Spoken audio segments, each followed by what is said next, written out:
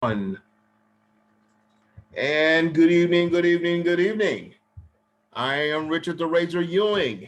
The gentleman next to me, that is Matt, none the wiser wise, and you just put your game face on. But Matt, as you probably know, like I do every week, I got to go to the questions. Get them. So if you're trying to figure out how to get instructions to put together that floral arrangement for spring, you're on the wrong podcast. And if you're trying to figure out how to put together your quilt pattern for spring, you're on the wrong podcast. But once again, if you're trying to figure out how to get in-depth analysis on Bay Area sports teams here in the San Francisco Bay Area, you just put your game face on. And if you're trying to get an in-depth look on sports on a national level, once again, you put your game face on. As I said, I am Richard the Razor Ewing. He is Matt, none the wiser wise, and you got your game face on. Matt, what do we got? I'm wearing my San Francisco 49ers hat because the Niners made a huge splash this last week ahead of the trade deadline. Wait. Go ahead. So I'm just telling y'all out there watching, I'm stoked about what the Niners are doing and what the Niners have done. And if you are a Niner fan, what John Lynch and Shanahan have done is basically said, we are going to be a contender. Now, Richard, there you go, brother. You got to put it on. They made some just huge moves. I was just saying, like, telling the fans, if you're a Niner fan right now, you are stoked because the Niners have just basically told all the fans, we're making a run for it. Like, we are making a run and it's going to be long-term. So the Niners, you got what they did. The Warriors, they're struggling a little bit, but Steph Curry's going to be back tonight. And Richard, I know that we don't talk about it a lot at all, and I'm okay with it. But I do want to mention this, that I caught a little bit of the NASCAR race today, and it was not your traditional NASCAR race. It was at Bristol Motor Speedway on a dirt track. I mean, basically these guys were going 100 miles an hour in a dirt tornado, couldn't see a dang thing, and driving the snot out of those race cars. I know we don't cover it, but I just thought it was interesting. It's the first time they've done a dirt track race, and I don't know how long, I think 50 years or something, but I thought it was really, really cool of NASCAR to try something different. So baseball, if you're listening, change it up a little bit. Right. Try something different. Right. To your point about being a Niner fan and being stoked, there's no question. The moves that John Lynch and Kyle Shanahan made just over the last week, they have basically said to the NFC West, hold on. I get Russell, you're still in Seattle, and I get that Matt Stafford's now in LA, and I get that Arizona's Arizona, but they're saying, look, guess what? We're San Francisco. We're not going away. We're going to be just as competitive as you are next season. I tell you something. Them signing Alex Mack, huge. That was so big. I was like, wow, really? And I can't believe the Raiders let him go. I was like, man, how y'all just, that guy is a beast, man. The Niners definitely overperformed when it came to free agency. I mean, they signed all the guys they needed to sign, the guys they targeted that they needed to sign to fill in their defense, to shore that up. Mm-hmm. They signed everyone they needed to sign. Then they went in, they signed Trent Williams. They gave him big money. Mm-hmm. I know that Shrewed was a little about the money on it. It is what it is. You have that position. You have your line locked up. You're talking about last week's show, right? When we had Yeah. And to be, and then you get Mac. I mean, now you got a center. We talked about it last week. The Niners have struggled at that position. So the Niners did everything that they needed to get done. And then they went and blew my mind by trading their number 12 pick for the number 3 pick in the draft, which, man, that just excites me because I know they're getting a quarterback. Now I'm wondering, Richard, before we move on, we got to pay some bills. Oh, yeah. I want to see what the line is on who the Niners are going to draft, because I don't know who they're going to draft, and they have so many great options. It's exciting. But if I was going to go and put my money on who the Niners were going to draft, I would do it over at betonline.ag. BetOnline is the fastest and easiest way to bet on all sports action. March Madness is upon us. Number 11 UCLA, by the way, won the other night. Yeah, they did. That was an upset. BetOnline has you covered for all the news, all the scores, all the odds. It's the best way to place your bets, and it's free to sign up. So head to the website to betonline.ag and use your mobile device to sign up today and receive your 50% welcome bonus on your first deposit. That's betonline.ag, your online sportsbook expert. All right, there you go. So if you think you got what it takes to pick a winner, there you go. Go online to betonline.ag and see if you can come up with some cabbage. And the Niners better now be favored to win a Super Bowl, or at least go deep, because they've done what they need to do, in my opinion. Yeah, I mean, I feel like I mean, there was a couple of things that I kind of scratched my head on. Like, I scratched my head when they signed Marquise Goodman, a good one, back. I was kind of like, well, I don't know if that's necessarily a wise idea. Then also they also signed, Mohamed Sanu, which I don't really know about that one either. I'm just like, both of those guys are at the last end of their careers, and Sanu can't really, get off the block like he used to. And Goodwin's biggest issue is just route running. If he's doing, a 5 to 10 yard in, okay, great. But if you need him to go beyond that, it becomes an issue for him. I don't really know how they signed both of those guys thinking that they're going to be able to contribute somehow. Obviously, Shanahan knows more than I do, but it just seemed kind of questionable from my end. I don't know. Well, I think you need to surround the young receivers that you do have in that room, and you need to surround them with a veteran presence, maybe guys that have kind of been there and done that. Sanu's a big target. I mean, he's going to give you a big target. So, there's still some value, I think, there, but probably more than that is maybe just Debo, helping Debo, through the system and some of the growing pains of being a young receiver and being a receiver that the defenses are going to target. So, they had to do something. Kendrick Bourne went somewhere else, and in my opinion, for the best, I think the Niners could. Now, I'm gonna argue with you about that. I know, but I love Kendrick Bourne. You know that, okay? The Bourne identity, baby. That's it. But to your point, you may be spot on with that. And we know that Kendrick wanted to get paid, and obviously he wasn't going to get paid if he stayed here. So at the end of the day, as much as we like certain players, at the end of the day, it's a business. So yeah, you're right. They probably did have to go ahead and sign someone else. But let's get back to this talk about them moving that trade and going up the ladder to number 3. That was extremely just football operations intelligence going on, really.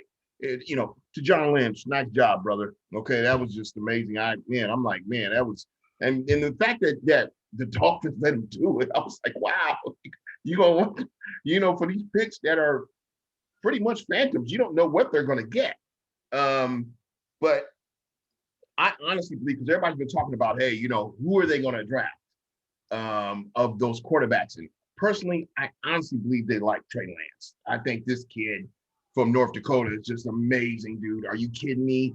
The entire 2019 season, 28 touchdowns with no interceptions. He went an entire season with no interceptions.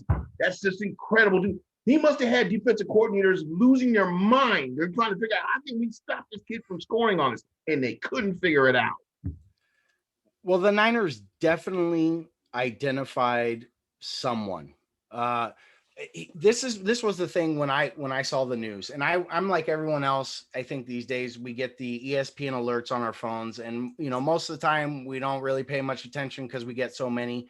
But that one stood out as that Niner trade happened, and I'm going, wow, like they traded for a pick real early. I mean, the draft is a ways away. It's not, you don't often see trading of a draft pick this far out from the draft. You usually see it around draft day. But the Niners must have identified someone that they really, really, really like, that they can get at the number 3 position.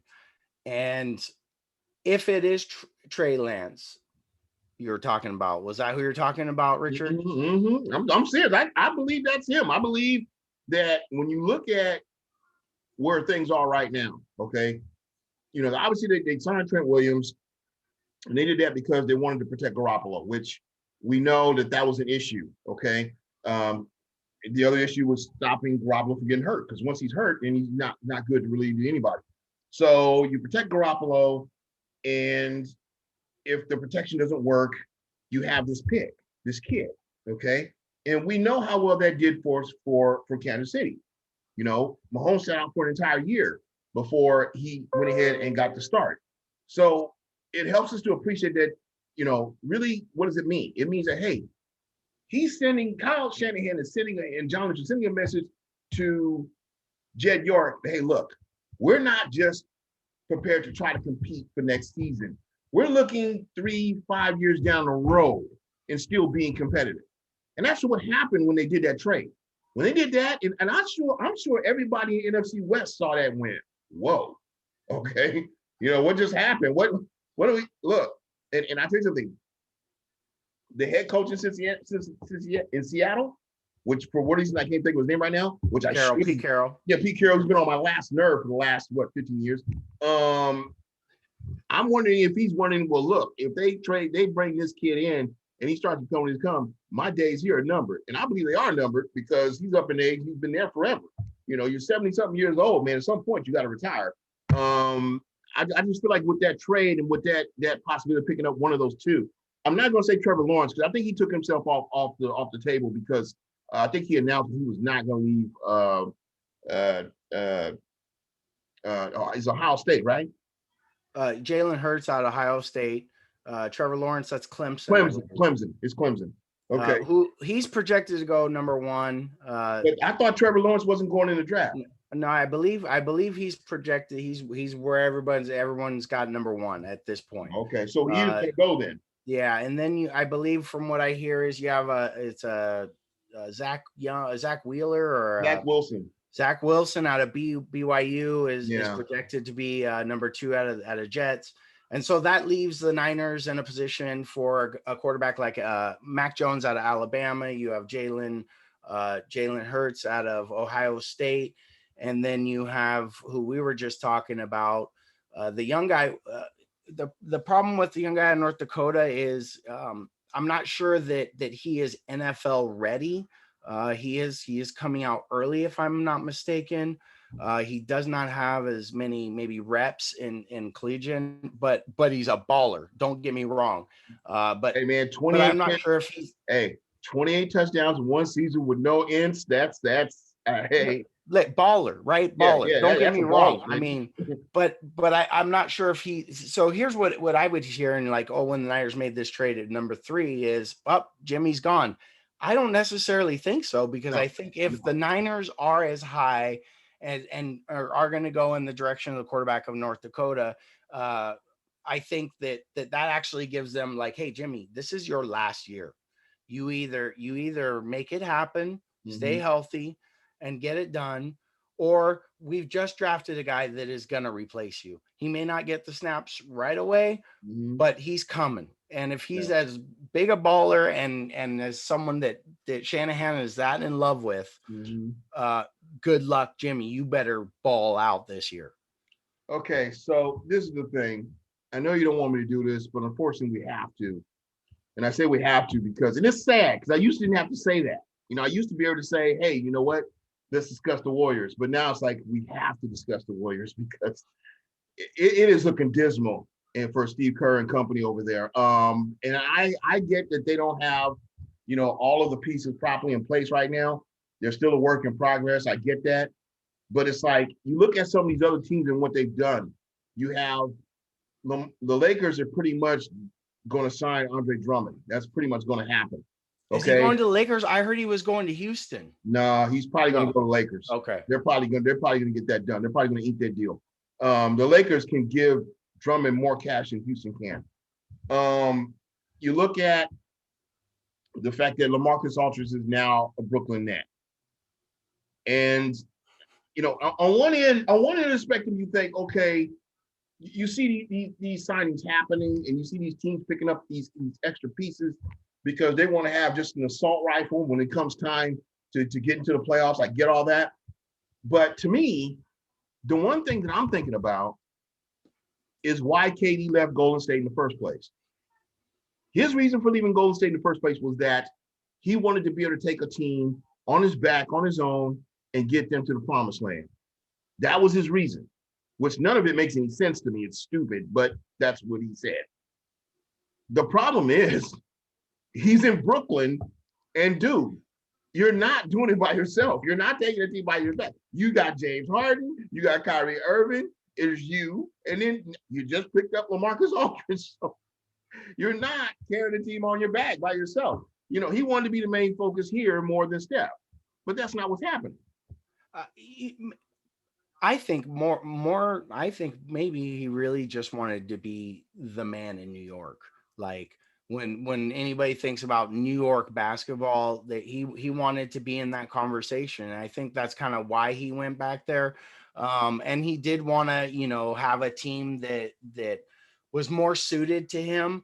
And I think with the relationship he had with Kyrie, but now that's kind of a stupid point because you do have now 3 future Hall of Famers on one. I mean, you have a super team. You have the Miami Heat when they had Chris Bosh and Dwayne Wade and LeBron. So, which, I mean, it's cool to watch. I think I don't think it's a surefire thing that they're going to win the title. I think, whoever comes out of the West is going to be a beast to beat. But I'm excited about it. I'm not so much excited about Warriors where they're going to be because I think they're going to be lower in the standings, maybe barely squeaking into the playoffs. Yeah, they're probably going to be playing status at that point. Come in maybe at 9 or 10. They have to do a play-in to get in there. But I also think too, to your point, what you were talking about is that the West is still the West. So it's I get that what you're doing in the East, and I tell you something, Brooklyn is still gonna have to look at Milwaukee before they can come out of here. Milwaukee is still a juggernaut. You're still the 76ers, the Miami Heat loaded up. I mean, even there's Eastern teams that have loaded up for this playoff push. So it's not going to be easy for Houston, not to mention they really haven't played that much together as a team. Someone's always been hurt, one of the stars. So are they going to be ready for the playoffs? I don't even know as a team. Right. Okay. So we went on and talked about the Niners in the NFL. We discussed the Warriors, of course. Let's take a stab at baseball right now because you have the preseason pretty much about ready to close up, and I believe next week is opening week, isn't it? Saturday, I believe. No. You know what? I take that back. I think there's some opening day games on Thursday. On Thursday, okay. Yeah. Okay. So yeah. Well, see, folks, if you're watching right now, you gotta understand. Matt is when it comes to baseball, Matt is like my insider. Okay, I know what you're thinking. You're thinking, Rich, you suck. You should know more about baseball, and you're right. I probably should, but it's one of those sports that there's just too many people. There's too many. The rosters are huge. They're football rosters almost. Yeah. So to keep track of the players is really tough. Yeah, but this is the thing. Didn't I bring up was it Raul Carmengo? I think it was Carmen. I can't pronounce his last name. Was a prospect for the Chicago Cubs, and then he got caught with about 60 pounds of meth in a duffel bag. And then all of a sudden he was no longer a prospect. And it was like, okay, you know what? Okay. That was probably the stupidest thing you could have ever done. I can't think of the guy's name now, but I think it was Carmengo, I think. I may be messing it up. But well, in his defense, since he's not probably a pro player, but he's a prospect to be in the pros, in his defense, those minor league players have had a really tough go about it the last year and a half, and haven't been playing much baseball and have had a lot of free time on their hands. And you know what? Bill's still got to get paid. Okay, Now, but I don't agree with his approach at all, or his method of making a little extra money. And you risk your whole career now. Now you're never going to be a pro. but help me to understand. You bring the gym back to the dugout. You bring it to the dugout. Come on, man. Come on. I mean, come on. Even I'm smarter than that, man. Come on. This is just come on. I'm just trying to get my head around it. You know what I mean? It's like, I don't. Okay, so apparently what it was, deputies found a Cubs duffel bag filled with cleats, baseball gloves, and several packages of white substance believed to be methamphetamine. According to deputies, they also found $1,000 in cash in addition to suspected oxycodone pills, per the report. And it was Jesus Camargo. That's his name, Camargo. And I'm just like, dude, I said 11. He was caught with 21 pounds of meth. 21 pounds, dude. I don't even know how you. I mean, I've never done anything like that, right? Drug wise, but how do you even focus on hitting a baseball if you're on that? You know what I mean? Like, this is the thing. I don't think he was necessarily used. He may have just been a mule, but it's still. I mean, and I said he brought it to the gym, but he didn't. He actually got caught at the airport. That's what it appears. But still, I'm just trying to. I'm okay. Maybe we should get back to what we were talking about. This is just hilarious, dude. It really is. Well, how about this? I talked about Giants player Elliot Ramos. I mentioned him a couple weeks ago. Mm-hmm. He's kind of on the borderline of making the team or not making the team. But I'm telling you, this guy has been hitting the cover off the ball. I've been keeping track of his stats.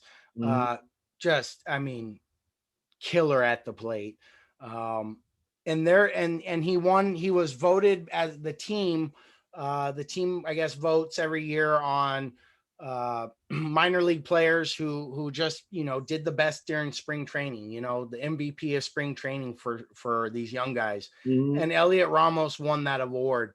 So I'm super excited. I would love, hopefully, to see him on the team, to see some of those at bats, but I am really, really looking forward to baseball season getting going, and seeing these guys play some ball, because it's going to be exciting. I watched a little bit of the A's Giants preseason game last night, and it was weird seeing Buster Posey chasing a foul ball behind home plate, losing the catcher's mask. I almost had to ask myself, "Hey, who is that?" But it's good to see Buster Posey back out there, and I'm going to be excited. I'll tell you something. I'm actually excited about both teams this year. I think both teams got a very, very decent roster, and I'm sure a lot of people are still wanting to gag over some of the contracts that are still there. Johnny Cueto, and then I guess Yastrzemski, I think, had a conclusion to his hand today. So nothing major. They did MRI and everything. MRI, there's no breakage or anything, which is ready. Encouraging to hear. But I mean, I think it's going to be an exciting year for 2021. I think both teams are going to bring the excitement this year. After looking at a lot of the different games, though, I think you're right. I think you said this, a couple of weeks ago. I think the A's will probably have a little more advantage than the Giants do. It just look like they have a lot of good young prospects. They just seem to be more cohesive right now, even during spring training. I mean, I've seen some of those games and some of the highlights, and I just thought, man, A's really look good. They really look good. Well, I did, and I did, man. Don't let any of my Giants friends hear this, but I do think that the A's are going to have a better season this year. I'm almost predicting that the Giants will probably win roughly 80 games in the 80 game range. If they're lucky, it's probably going to be lower 70s, so 70s, 80s. But I think the A's are going to have a better team this year, and because of those reasons, they have some really, really young, talented players. And then they have some grizzly veterans, and you're right. And they're just kind of melting those two things together. is going to be a dangerous team.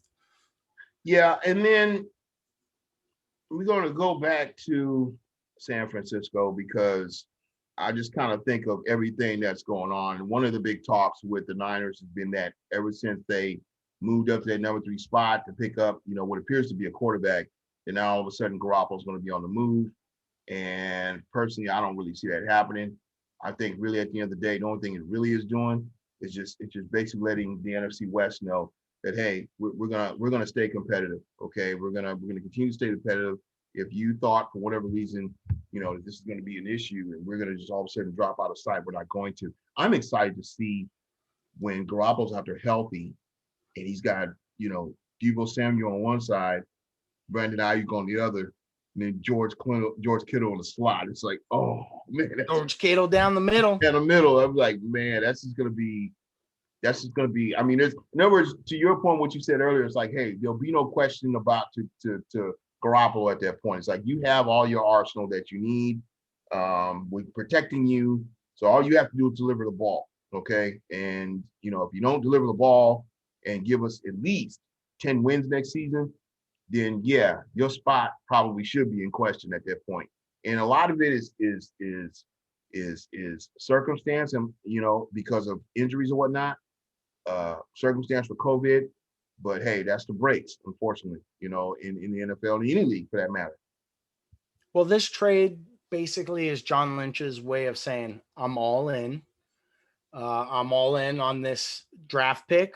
I mean, this draft pick is either going to make or break me, because they did give up a lot. I mean, it really doesn't get talked about, but the Niners did give up a lot for the next 2 or 3 years to get this pick.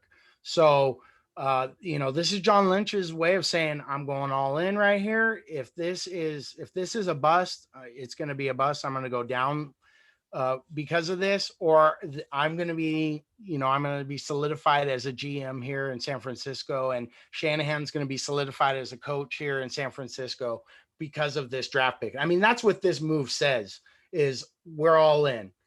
Right. Right now, if the NHL playoffs started right now, the Sharks would be in. Yeah, but it wouldn't be pretty. They're not playing well. Well, no, I'm not gonna say it would be pretty. I'm not gonna say it wouldn't. I'm gonna say when the playoffs happen, the playoffs happen. It's a different season. It's a different game. Players play different. Okay, so I'm not gonna try to give an estimate of what I think would happen, because like I said, every single season, not just in hockey, but you see it in basketball and you see it in any other sport. Once the playoffs happen, it's just different. Okay. But I'm saying right now, the Sharks would be in the playoffs right now. And if they do stay in that position and make the playoffs, they desperately need to figure out who their goaltender is going to be. And in my opinion, you got to give it to the Dubnyk. Yeah. His goal percentage is better than Jones. Mm-hmm. His record may not be as good, but he's not giving up as many goals as Jones is. Jones is, I mean, I watched the game the other night. He's doing pirouettes in the crease because he doesn't know where the puck is, and they're shooting when his back's turned. So they got to figure out who their goaltender is going to be, especially in playoff hockey. You got to have a goaltender that's hot. So it's time. Devin Dubnyk, give the Dubnyk the time. I'll tell you one thing I'd like to see as the season progresses. I'd like to see more scoring for Evander Raising Kane. I'd like to see more scoring from him. I think he's been playing well. He's been playing really well. It just, he hasn't been in situations where he's been able to score. He's been passing a lot. I just like to see him score more. I think that would be something that would lift them. It would, because he's aggressive when he goes to the net. He's fast too. That's the other thing. I'm just like, man. I saw him in a clip the other day, and I went, dude, this guy's extremely fast. I didn't realize how fast Kane was. And I saw it. I was like, man, he was across that floor fast with the puck. But as soon as he got there, he dished it off. I'm like, man, if you're going to deliver, okay, what are you doing? Don't dish. Dump it in and chase. I mean, send them down there. Dump it in, send them down there to chase that puck. Yeah. So anyway, this has been GameFace. I'm Richard the Razor Ewing. He is Matt, none the wiser wise. We like it to have you here every week with us, but this is the thing. You can come in, you can put your feet up, you can hang out, you can even have yourself a drink. Go ahead. But if you do, remember, have your game face on.